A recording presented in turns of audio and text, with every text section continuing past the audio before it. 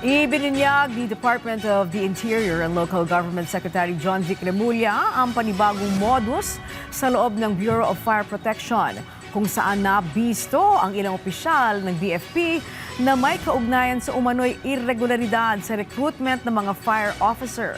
Si Ryan Lesigas sa sentro ng balita. Panibagong modus na naman sa loob ng Bureau of Fire Protection o BFP ang ibinunyag ng Department of the Interior and Local Government. Ito ang slot for sale scheme para sa recruitment ng Fire Officer 1. Ayon kay DILG Secretary John Vic Remulla, naglalaro sa 400 hanggang 800,000 pesos ang bayad para makapasok ang isang aplikante bilang bumbero. Bilang patunay, pinakita pa ni Remulla ang ilang pag-uusap ng ilang aplikante at ng ilang opisyal ng BFP. Kita sa usapan kung paano minamaniobra ng mga opisyal ang proseso. Ang modus na ito, 20 taon na umanong namamayagpag sa loob ng ahensya. Ginawang sindikato ang buong BFP. For the first time, we are showing conclusive proof na ang aplikante ay kailangan magbayad. Sa Region 10, nag-approve sila ng 26 na aplikante na walang medical clearance.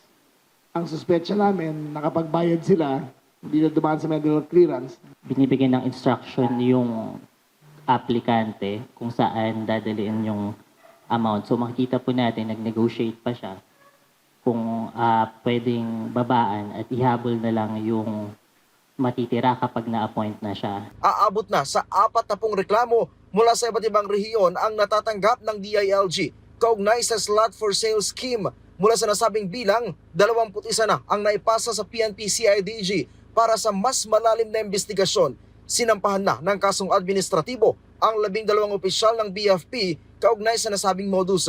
Kabilang dito ang ilang opisyal mula sa BFP Region 10 dahil sa recruitment irregularities.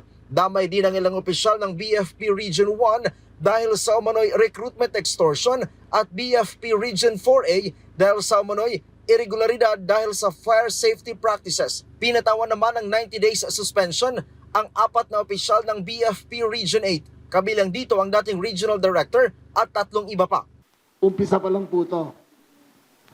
Kaya namin ng lahat ng nag-a-apply ngayon sa BFP na lumabas at magsabi ng totoo. Ito yung nakikita niyo ng systematic corruption.